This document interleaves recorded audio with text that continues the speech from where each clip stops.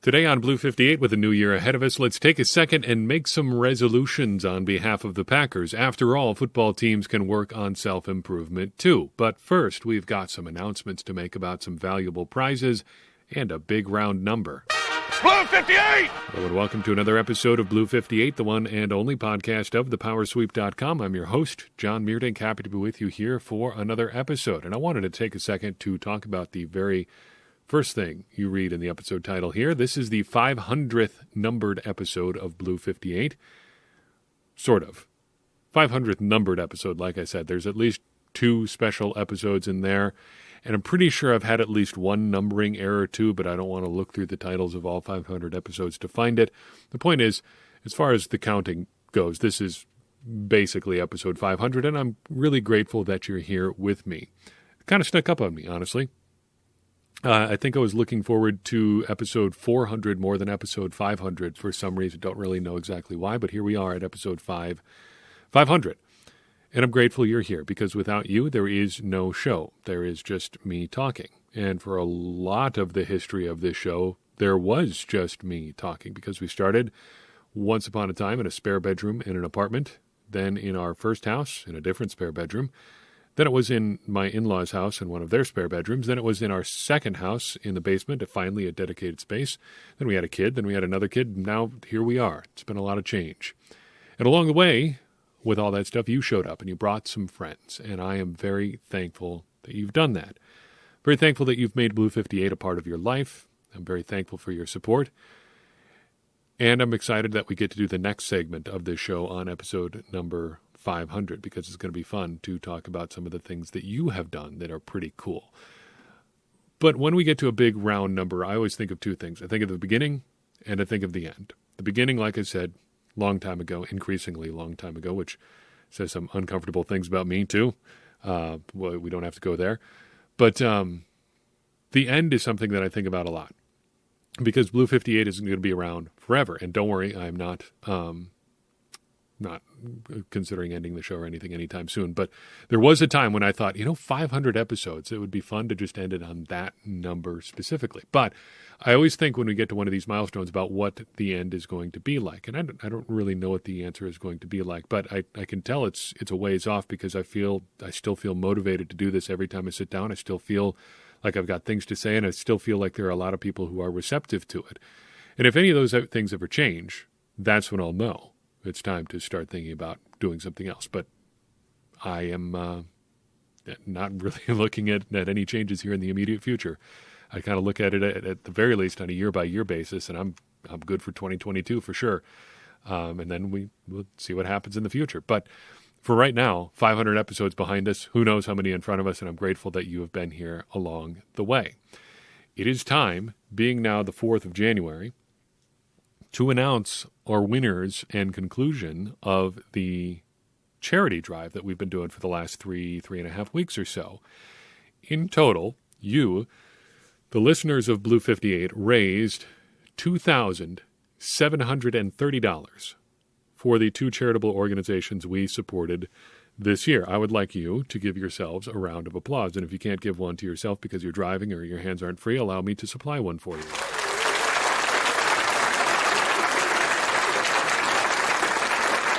That was very appropriate. You did a very good thing with the charity drive this year.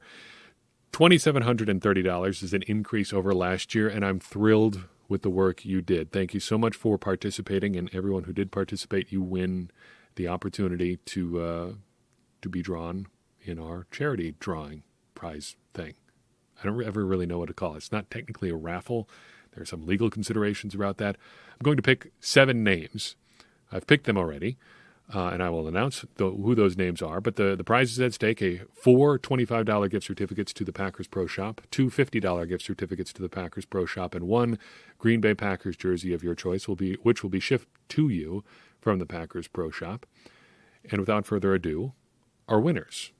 In the $25 category, I'm pleased to announce that our winners are Joe DeLeo, Brad Smith, Michael Strand, and Velko Popovich. In the $50 category, our winners are Sona Mering, Kevin Klug, and in the jersey category, I am pleased to announce that Michael Lugo will be getting the Packers jersey of his choice. So thank you to everybody who participated. I wish that I could give each and every one of you a prize, but I am grateful that you have chosen to contribute, that you have chosen to be a part of the efforts that we're working on this year. And it just means a lot to me that we are able to do this again together. As a related announcement, at the suggestion, a very good suggestion of contributor Isaiah Warnke, we are going to try to be doing something similar to this later this year and before Christmas. So it'll be around the middle of the year, probably shortly before the start of training camp. We'll do something similar, maybe a smaller scale, maybe a different charity, but look forward to doing this in probably about 6 months. Now to actual Packers stuff. There's a bunch of stuff going on, moves related to the COVID-19 reserve list coming on and off, as well as the Packers having a guy in for a tryout today. Workout in particular, tight end Jordan Franks at Lambeau Field today for a workout for the Packers. An interesting prospect, nominally a tight end, but relatively small one, just over 6'3", 232 pounds, 4.61 40-yard dash at his Central Florida Pro Day. He spent a bit of time in the NFL, spent some time with the Bengals, with the Eagles, and with the Browns. Has been somewhat of a journeyman. Has played 20 snaps with the Browns so far this year. Overall, a pretty good athlete, but probably better suited for that sort of H-back, they call it the F position that the Packers run in their offense, than a more inline traditional tight end spot. A small caveat to that, though, Josiah DeGuara, who is nominally that F position, has been playing quite a bit more inline tight end. Hand on the ground right on the end of the line, though often on the weak side of the formation as opposed to Mercedes Lewis, who plays on the strong side. Matt LaFleur appears to be evolving this role that has become increasingly important in his offense. Just continuing to find different ways to use good athletes and get them on the field. Dominique Daphne falls into that same kind of mold, and it's just interesting that they're bringing in another guy for a look at a potential spot similar to that. In terms of the COVID list, as of right now, some names coming off the list. Kingsley Keke, Dennis Kelly, Amari Rodgers, and Darnell Savage coming off today. Pretty quick stops for Dennis Kelly and Darnell Savage. Both went on the list yesterday, which would seem to be reflective of those new protocols. We got some clarification over the past couple of days exactly on how those protocols work. If you test positive for COVID, a negative test gets you off, and that's what Dennis Kelly and Darnell Savage apparently have done. And if you do test positive, it's only 5 days on the list if you are not vaccinated. If you are vaccinated, you can test positive, and as soon as you get a negative test, you can come off. If you are not vaccinated, you got to be on for at least 5 days, which is why Kirk Cousins was out for Sunday. On the COVID list, Billy Turner added today. David Moore added yesterday, which stings considerably considering how he seems to have energized the Packers punt return game. Just looked natural back there, returning punts and kicks for the Packers, which is a far sight different from what we saw from Amari Rodgers for the bulk of the season. And also going on the list is backup kicker J.J. Molson. To J.J., you kind of go with the Office Space quote, what is it you would say that you do here anyway? But if the Packers think he's important enough to keep around to this point in the season, it is, I guess, noteworthy that a guy they've had around to either give Mason Crosby a break or to be their, break glass in case of emergency kicker is on the list. Heading back to the practice squad today from the COVID-19 reserve list is cornerback Jason Stanley, who we talked about last week, which would be a good move for him considering some of the traits that we talked about when he was signed, except he was also released from the practice squad today. So he signs with the Packers, immediately goes on the reserve list, comes off the reserve list, back to the practice squad, and is subsequently immediately released. Roster moves in the era of COVID. What you going to do? Also released today from the practice squad, offensive lineman John Dietzen, who has been on and off the Packers practice squad as well. The local product, went to Wisconsin, kind of the guard tackle tweener. All right, New Year's resolutions. You a resolution fan? I am, sort of. I make the same New Year's resolutions every single year with some variation, some goals, some things I would like to do. But the resolution that I make every year is simple, 2 parts: read more and write more. Those are the 2 things that I have found that help me more than just about anything else feel like the best version of myself. If I'm reading a lot of good books, if I'm writing more, that helps me feel good about myself. So I try to do more of that every year. Don't always increase the number of books I read every year, but I like to try. I've already knocked one out this year, in fact. I started it in late 2020, but still, we got it knocked out this year. But for the Packers, I thought we would focus on a few of the key figures throughout the organization and talk about some things that they should resolve to do this year. I've got 5 people I want to take a look at: Matt LaFleur, Russ Ball, Mark Murphy, Aaron Rodgers, and Brian Gutekunst. We're going to end with Gutekunst because his resolutions appear to be the most tangible. First, with Matt LaFleur. First, I would ask him to resolve, to figure out how to not waste so many timeouts. This is a small thing, but it is an irksome thing. I don't know about you, but I have an increasing amount of angst every time I'm sitting watching a game, and in the first quarter, the Packers either are slow out of the huddle or can't get lined up, and with 10, 12 minutes to go in the first quarter, the Packers are out there burning a timeout. Just, what's going on? Why can't we get that figured out? Why is it that we cannot get out of the huddle on time? And part of that is probably an Aaron Rodgers thing. I would say a large part of it is probably an Aaron Rodgers thing, but man, is it frustrating to watch. And if we could tack on a related one to that, don't do the fake hard count thing if there's absolutely no chance that you are ever going to go for it on 4th down when you're lining up and trying to get them off sides. That's just a longer way, more involved way of wasting a timeout. Just sit there, go for it, or don't. Let's not do a charade. Second resolution I would have for Matt LaFleur is to continue to encourage your assistants to be the best versions of themselves. This is something that I think he's done a great job of already. I would like to see him continue to do more of it. He's been very public about how he divides up play calling. It's not him calling all the plays. A lot of guys have a hand in that. And he works extensively throughout the offseason, throughout the preseason, to get guys opportunities to call plays, to design game plans, to have a prominent role in the Packers organization, because he knows how much that helps guys' careers. Right now we're going to see the first real opportunity for that approach to bear fruit in Nathaniel Hackett getting an opportunity to interview for the Jacksonville Jaguars head coaching gig, but there are going to be others as well, because it seems like LaFleur is increasingly well regarded around the league, and that means that more coaches are going to get opportunities to coach elsewhere from his coaching staff, and that is a good thing. One of the storylines that sticks in my mind the last couple of years is Kyle Shanahan steadfastly refusing to let Mike LaFleur, Matt's brother, interview for essentially a lateral move with the Green Bay Packers. Like, if a guy wants to go interview, and maybe he doesn't, but I have a hard time believing that he didn't want to go interview with his brother and get a job there, why wouldn't you want people to go? Why would you want people to work for you if that's not where they want to be?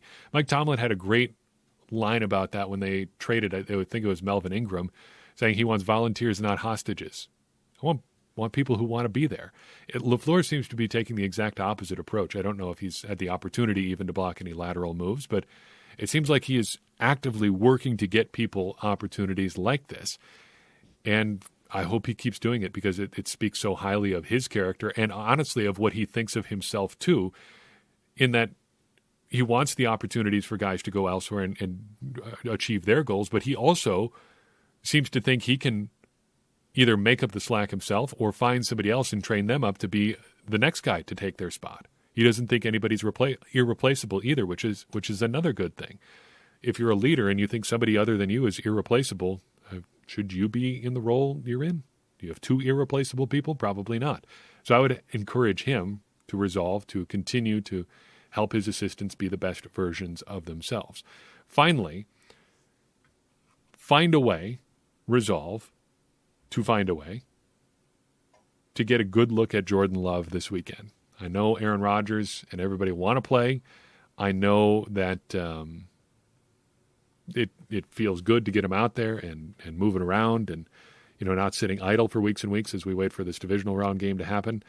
But still, this is a golden opportunity to see Jordan Love in a game situation and to make some customized things for him to do that are Jordan Love things, not Aaron Rodgers things adjusted for Jordan Love. That, I think, was the problem in the Kansas City game, and it's something we're going to talk about more on Friday, because I imagine as the week wears on, we're going to get some reports that maybe the starters are not going to play just tons and tons against the Lions, because I think that would be a mistake. So figure out a way to get a real good look at Jordan Love. All right, Russ Ball.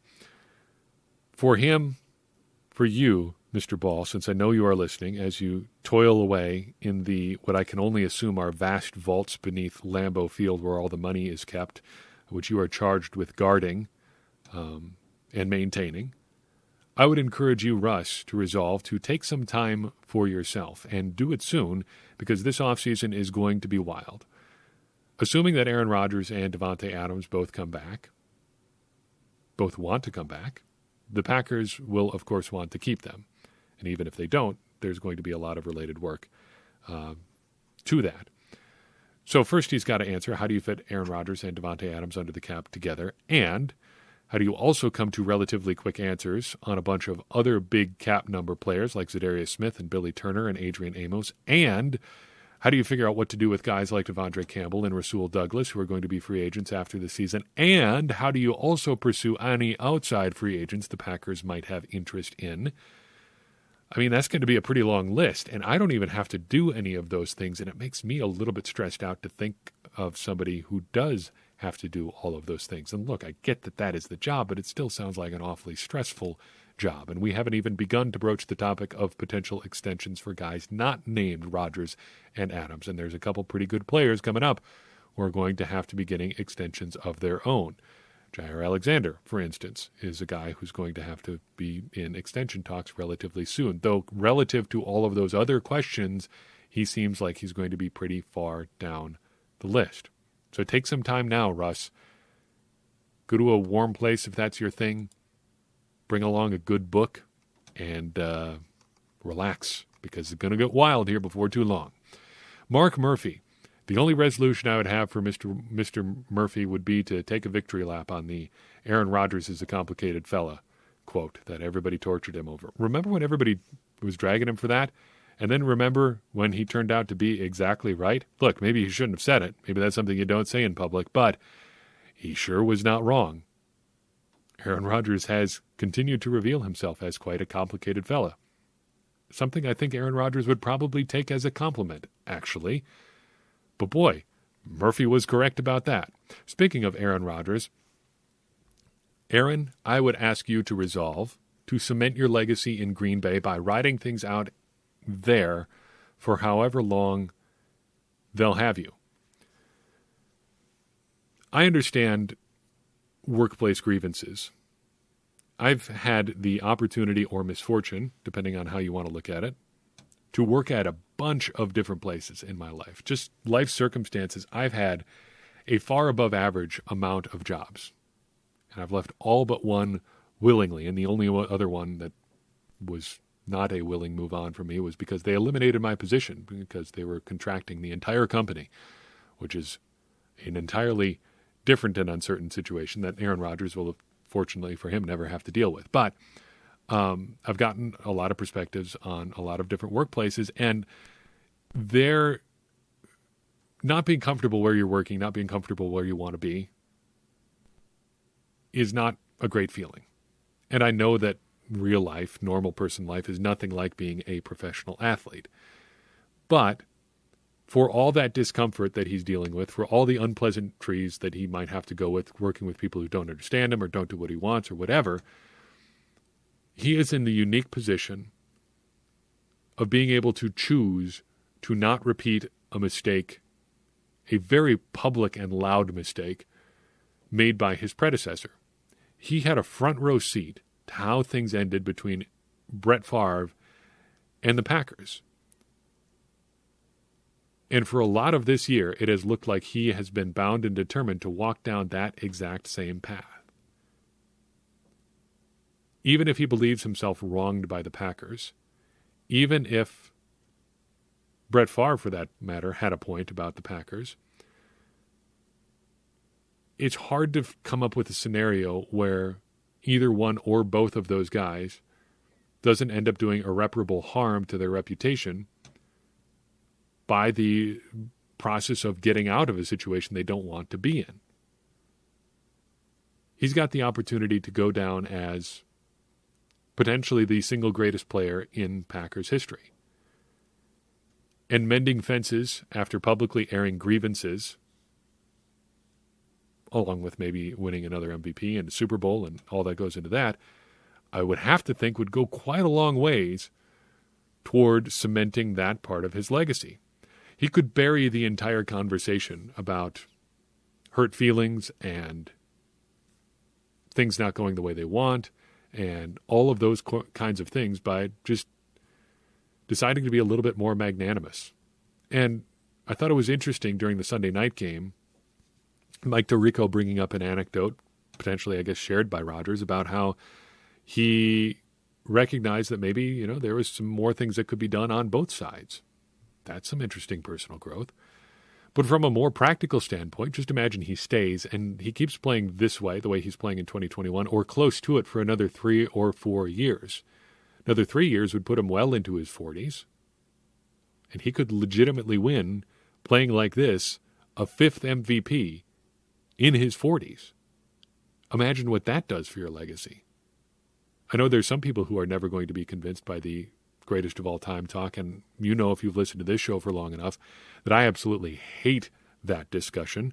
But 5 MVPs would put you pretty far up the list in the greatest player of all time, greatest quarterback of all time discussion. Because we know that wins are not a quarterback stat, and therefore Super Bowl wins are not a quarterback stat. But it's hard to argue that being named most valuable player 5 times is entirely an individual award. See what I'm saying? You see the difference there? Imagine what something like that, imagine even playing close to that level into your 40s, where you are in the MVP conversation. Imagine what that does for your long-term legacy. I know Rodgers thinks about his legacy. I know he does. There is just the way that he acts and carries himself. He cares what other people think.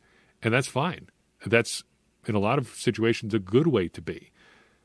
But he has an opportunity to change how people think about him in a meaningful way by working with someone who has gone a long way to meet him halfway this past year or so. Finally, Brian Gutekunst. I've got 3 resolutions for Brian Gutekunst, all related to the defense. Try to come up with something offense-related. You could talk about Rodgers or Adams or whatever, I suppose, if you wanted. That falls more in the Russ Ball territory, as we've already discussed. So focusing on defense for Brian Gutekunst, I would first and foremost resolve to find Kenny Clark some help. The easiest, it seems, upgrade to the Packers defense right now would be to add another pocket-pushing defensive lineman. Somebody with some real pass-rushing juice, either in free agency, which is going to be expensive, I understand, or via the draft. Because if anything could improve the Packers defense, it would be getting Kenny Clark a sidekick. We've seen the number of snaps that he's played. We've seen how he can affect opposing defenses when he gets even a little bit of help. Imagine just a little bit more help from somebody with a skill set comparable to Kenny Clark.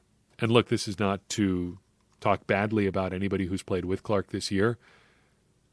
Dean Lowry has had an excellent season, probably a career year. But he's not in the same neighborhood as Kenny Clark. And getting somebody who is at least in the same zip code as Kenny Clark would be an easy, well, not easy, a simple upgrade to the Packers defense. Related to that, I would like to ask Brian Gutekunst to resolve to reevaluate the Packers' inside linebacker philosophy. It has been taken as a given for most of the 20th century, 21st century so far. What century are we in, by the way? 21st century so far, that the Packers do not really spend high draft picks on inside linebacker. They do not bring in inside linebacker free agents. The only real high draft picks they've had at inside linebacker have been Nick Barnett, and that's basically it, unless you want to count A.J. Hawk as an inside linebacker, which is where he ended up playing, but it was a 3-4 scheme and technically more of an outside linebacker, whatever. You understand what I'm saying. That type of linebacker, the type of linebacker basically that Devondre Campbell is, should be getting more attention from the Packers as a result of Devondre Campbell. He has shown the value of having a difference maker at that position. And I think even Devondre Campbell would say, as great a season as he's having, that he's not like a mega super elite, like athletic prospect there, or I guess I'm not trying to make it sound like he's some bum, but he's not Luke Kuechly, put it that way. He's not a guy who's just going to be an overwhelming athlete, make plays because he's the fastest, strongest, most aggressive guy on the field. He's a really cerebral player who's very fundamentally sound, and he's always in the right spot. But just having a guy who is that fundamentally sound, who never misses tackles, who's always in the right spot, has proven to be a big, big upgrade for the Packers defense. And I think it shows the value of spending a little bit more resources at that position and making sure you can get a guy who is like that, because it's made a big difference for the Packers.